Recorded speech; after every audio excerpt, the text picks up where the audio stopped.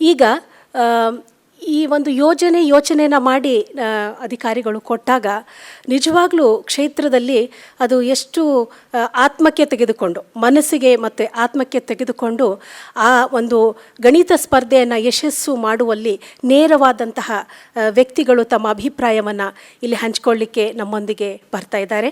ನಮ್ಮ ಮಧ್ಯೆ ಅಕ್ಷರ ಫೌಂಡೇಶನ್ ತಂಡದ ಪರವಾಗಿ ಶ್ರೀ ರಂಗನಾಥ್ ಪಲ್ಲೇದ್ ಇವರನ್ನು ನಾನು ಕರೆ ಮಾಡ್ತಾ ಇದ್ದೇನೆ. ಇವರು ಎಲ್ಲ ವಿಭಾಗದಲ್ಲಿ ಕೆಲಸ ಮಾಡಿದ್ದಾರೆ, ಅದಕ್ಕೆ ವಿಭಾಗೀಯ ಸಂಯೋಜಕರು ಅನ್ನೋದಕ್ಕೆ ಬಹಳ ಸೂಕ್ತ ಪದ. ಇವರು ಮೈಸೂರು ವಿಭಾಗದಲ್ಲಿಯೂ ಮಾಡಿದ್ದಾರೆ, ಕಲ್ಯಾಣ ಕರ್ನಾಟಕದಲ್ಲಿ ಕೂಡ ಅವಾಗ ಹೈದರಾಬಾದ್ ಕರ್ನಾಟಕ ಇಂತು ಅಲ್ಲಿಯೂ ಮಾಡಿದ್ದಾರೆ. ಮೈಸೂರು ವಿಭಾಗದಲ್ಲಿಯೂ ಕೂಡ ಇವರು ಒಂದು ಡಿವಿಷನಲ್ ಫೀಲ್ಡ್ ಮ್ಯಾನೇಜರ್ ಆಗಿ ಬಹಳಷ್ಟು ಏನಂತಾರೆ ಯಶಸ್ವಿಯಾಗಿ ತಮ್ಮ ಕಾರ್ಯವನ್ನು ಮಾಡ್ತಾ ಇದ್ದಾರೆ. ರಂಗನಾಥ್, ತಮಗೂ ಕೂಡ ಒಂದು ಆಧಾರದ ಸ್ವಾಗತವನ್ನು ನಾನು ಎಲ್ಲರ ಪರವಾಗಿ ಬಯಸ್ತಾ ಇದ್ದೇನೆ. ತುಂಬ ಖುಷಿ ಆಗ್ತಾ ಇದೆ. ನಾನು ಬೆಳಗ್ಗೆಲಿಂದ ಅಟೆಂಡ್ ಆಗಿದ್ದೀನಿ. ಆ್ಯಸ್ ಎ ಡೆವಲಪ್ಮೆಂಟ್ ಸೆಕ್ಟರ್ದಲ್ಲಿ ನಾನು as A divisional field manager ಅಂತ ಏನು ಕರಿತಾ ಇದ್ದಾರೆ, ನಾನು ಡೆವಲಪ್ಮೆಂಟ್ ಸೆಕ್ಟರ್ದಲ್ಲಿ ಆ್ಯಸ್ ಎ ಸ್ವಯಂ ಸೇವಕನಾಗಿ ನಾವು ನೋಡೋದಾದರೆ ಇಡೀ ನಾನು ಇವರೆಲ್ಲ ಮಾತಾಡುವಾಗ ಮತ್ತು ಫಸ್ಟ್ ಪ್ಯಾನಲಲ್ಲಿ ಮಾತಾಡುವಾಗ ಎಲ್ಲ ಅಧಿಕಾರಿಗಳನ್ನು ಮಾತಾಡುವಾಗ ನನಗೆ ವೈಯಕ್ತಿಕವಾಗಿ ತುಂಬ ಕಲಿಕೆ ಆಗಿದೆ. ನಾನಿವತ್ತು ಮೈಸೂರು ವಿಭಾಗ ಮತ್ತು ಬೆಂಗಳೂರು ವಿಭಾಗದಲ್ಲಿ ಸುಮಾರು 2000 ಗ್ರಾಮ ಪಂಚಾಯಿತಿ ಮಟ್ಟದ ಗಣಿತ ಸ್ಪರ್ಧೆಗಳು ಮಾಡಿದ್ದೀನಿ ಅಂತ ಹೇಳಿದ್ರೆ, ಅದು ನನ್ನ ತಂಡದಲ್ಲಿ 4 ಜನ ಇದ್ದಾರೆ, ನಾನೊಬ್ಬರು 5 ಜನ. ಇಡೀ 13 ಜಿಲ್ಲೆಗಳಲ್ಲಿ ಸುಮಾರು 2000 ಗ್ರಾಮ ಪಂಚಾಯಿತಿ ಮಟ್ಟದ ಶಾಲಾ ಮಕ್ಕಳ ಒಂದು ಗಣಿತ ಸ್ಪರ್ಧೆ, ಸುಮಾರು ಒಂದು 2 ಲಕ್ಷದ ಮೇಲ್ಪಟ್ಟಷ್ಟು ಮಕ್ಕಳು ಭಾಗವಹಿಸುವಿಕೆ ಏನಿದೆ, ಇದು ನನ್ನಿಂದ ಸಾಧ್ಯ ಇಲ್ಲ. ಇದು ನಮ್ಮ ಜಿಲ್ಲಾ ಸಂಯೋಜಕರಾಗಿರ್ಬೋದು ಅಥವಾ ನಾನಾಗಿರ್ಬೋದು, ನಾನು ಮಾಡಿರುವಂಥ ಕೆಲಸ ಅಲ್ಲ ಇದು. ಯಾಕಂತಂದರೆ ನನಗೆ ವೈಯಕ್ತಿಕವಾಗಿ ಖುಷಿ ಬಂದಿರೋದೇನಂತಂದರೆ, ಇಷ್ಟು ಸ್ಪರ್ಧೆಗಳು ಇಷ್ಟು ಮಕ್ಕಳು ಭಾಗವಹಿಸಿದ್ದಾರೆ ಅಂತ ಹೇಳಿದ್ರೆ, ಇಲ್ಲಿ ಬಹುಮುಖ್ಯವಾಗಿ ಪಂಚಾಯತ್ ರಾಜ್ ಇಲಾಖೆಯ ಮಾನ್ಯ ಮುಖ್ಯ ಕಾರ್ಯನಿರ್ವಹಣಾಧಿಕಾರಿಗಳು ನನ್ನ ಕಣ್ಮುಂದೆ ಬರುತ್ತಾರೆ. ಅವರ ಆದೇಶ ಇಡೀ ಒಂದು ಮಕ್ಕಳ ಭಾಗವಹಿಸುವವರೆಗೂ ಕೆಲಸ ಮಾಡಿದೆ ಅಂಥೇಳಿ ನಾನು ನೆನಪಿಸ್ಕೊಳ್ಳೋಕ್ಕೆ ನನಗೆ ಖುಷಿ ಆಗುತ್ತೆ.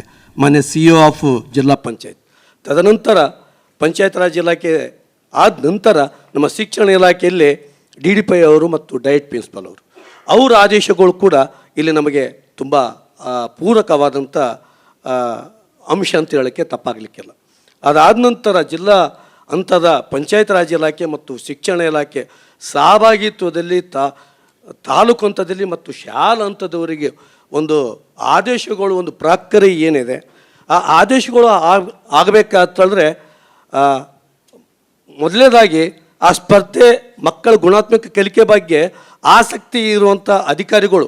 ಯಾಕೆ ನಾನು ಈ ಮಾತು ಹೇಳ್ತಾ ಇದ್ದೀನಿ ಅಂತ ಹೇಳಿದ್ರೆ, ಪಂಚಾಯತ್ ರಾಜ್ ಇಲಾಖೆ ಆಗಿರ್ಬೋದು, ಶಿಕ್ಷಣ ಇಲಾಖೆ ಆಗಿರ್ಬೋದು, ಕಮ್ಯುನಿಟಿ ಆಗಿರ್ಬೋದು, ಇವತ್ತು ನಾವು ಸ್ವಯಂ ಸೇವಕರ ಬಗ್ಗೆ ಮಾತಾಡ್ತಾ ಇದ್ದೀವಿ, ತಂಡದ ನಾಯಕರ ಬಗ್ಗೆ ಮಾತಾಡ್ತಾ ಇದ್ದೀವಿ.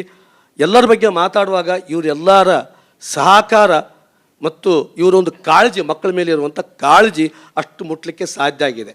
ಆ ನಿಟ್ಟಿನಲ್ಲಿ ಮೇಲಿಂದ ಶಾಲೆವರೆಗೂ ಒಂದು ಸ್ಪರ್ಧೆಗಳು ಆಗ್ತಾ ಇದ್ದಾವೆ ಅಂತ ಹೇಳಿದ್ರೆ, ಇದೆಲ್ಲ ಅಧಿಕಾರಿಗಳ ಒಂದು ಸಹಭಾಗಿತ್ವ. ಯಾಕಂತೇಳಿದ್ರೆ ಹೆಸರು ಹೇಳುವಾಗೆ ಗಣಿತ ಕಲಿಕಾ ಆಂದೋಲನ ಅಂತ ಕರಿತಾ ಇದ್ದೀವಿ ನಾವು. ಆಂದೋಲನ ರೂಪದಲ್ಲಿ ಕೆಲಸ ಮಾಡಿದಾಗ ಮಾತ್ರ ಎಲ್ಲೋ ಒಂದು ಕಡೆಗೆ ಮಕ್ಕಳ ಒಂದು ಗುಣಾತ್ಮಕ ಕಲಿಕೆಗೆ ಒಂದು ನಾವೆಲ್ಲರೂ ಕೈ ಜೋಡಿಸುವಂಥ ಕೆಲಸ ಆಗ್ತಾಯಿದೆ.